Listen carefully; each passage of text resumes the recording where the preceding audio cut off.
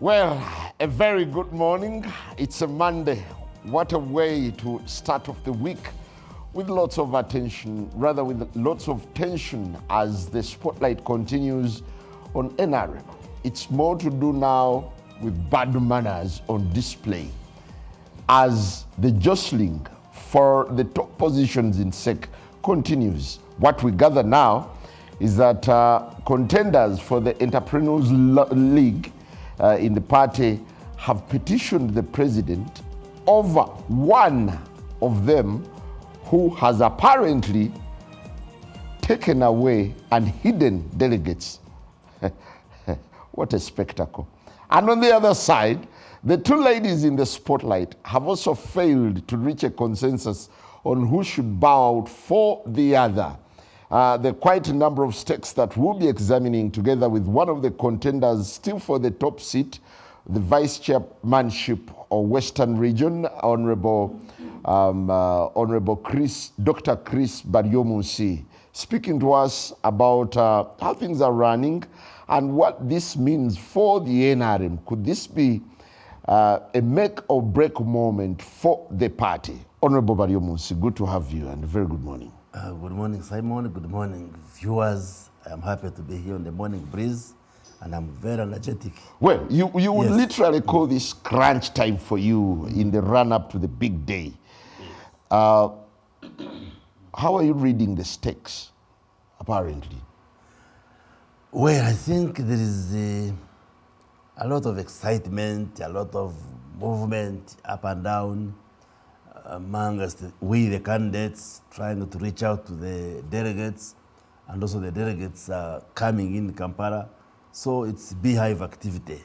Yeah, but when you look at the mischief, how worrisome is it that people are making this a do-or-die affair, pumping in a lot of money and hiding delegates? Yeah, that is quite unfortunate that people make it a do-or-die. And there are those allegations of hiding delegates, which we have discussed within the party organs, then a lot of money flowing.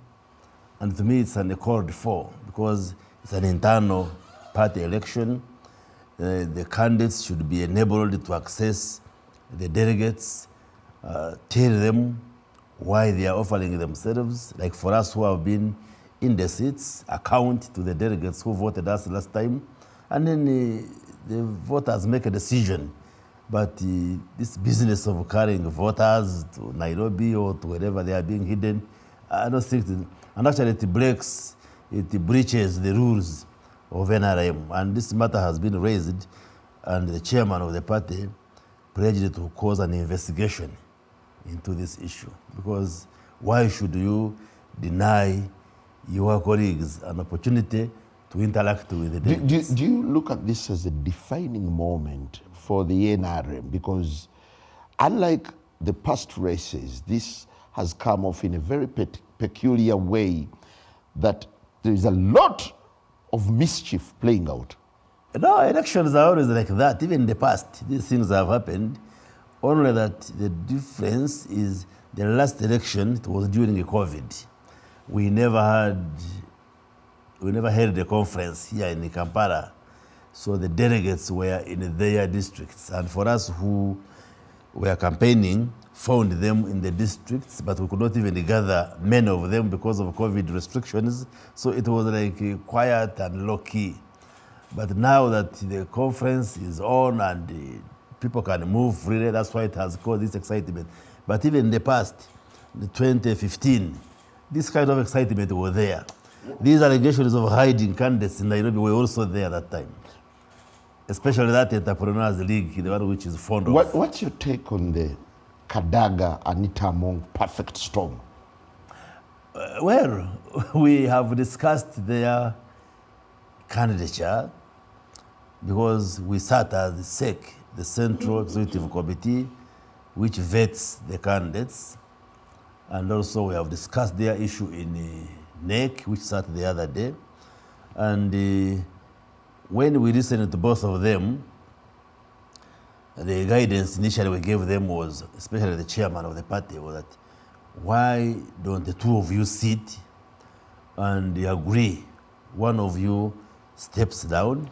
Then the president offered to bring that one who steps down as a special nominee, because the chairman has a provision for appointing 5 eminent persons who are of course cleared by NEC and the conference, but they come in the SEC.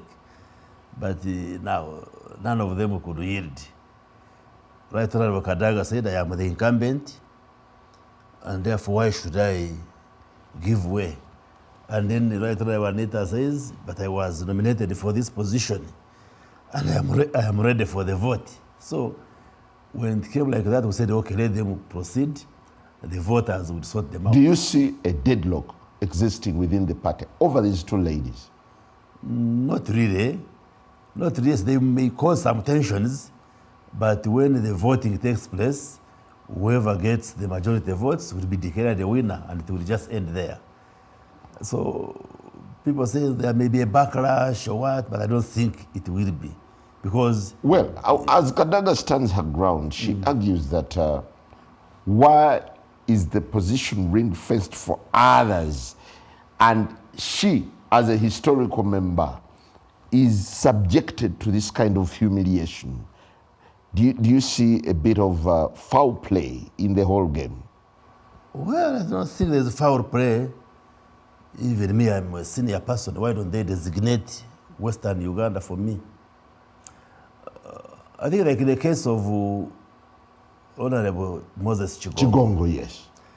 There were 3 or 4 other contestants who had come up, who were nominated for the position. And when they came in SEC, they all made presentations, and then on their own, some of them said, Your Excellency, we were not interested in the position of vice chairperson, but we have been looking for a way of getting access to you. So now we have got it. So we are not actually standing. They were just on their own, not even being prompted by anybody. And then they withdrew. So nobody forced them to...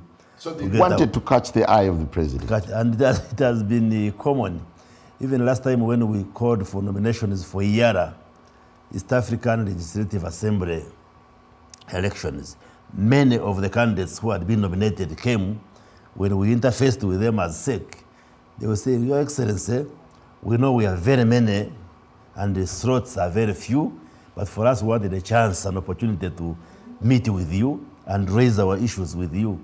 And once the president gave them a listening ear, they withdrew. So even in the case of Alhaji Chigongo, nobody was forced out of the race.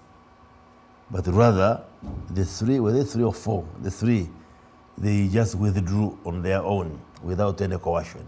Now, in the case of the Right Honorable Kadaga, now it would be unfair now to force, say, Right Honorable Kadaga-Among out.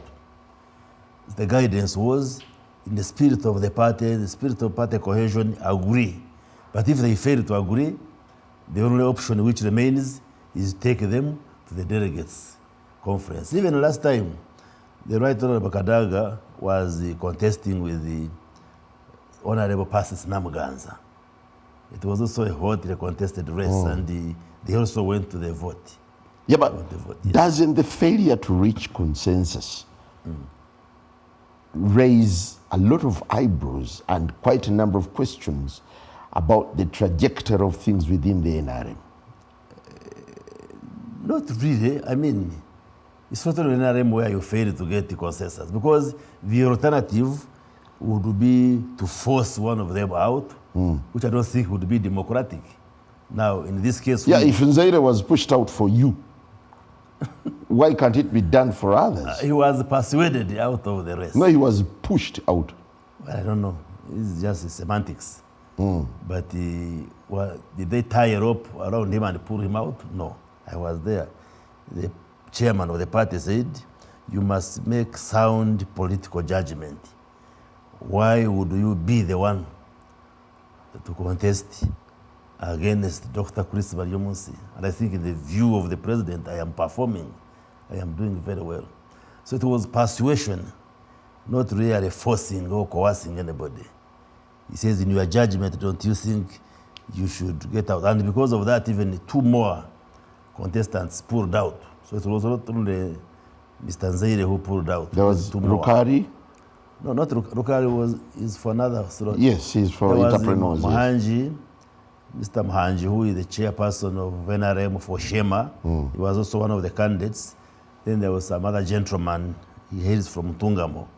He was also a candidate. We were 11, but 3 pulled out when we met in the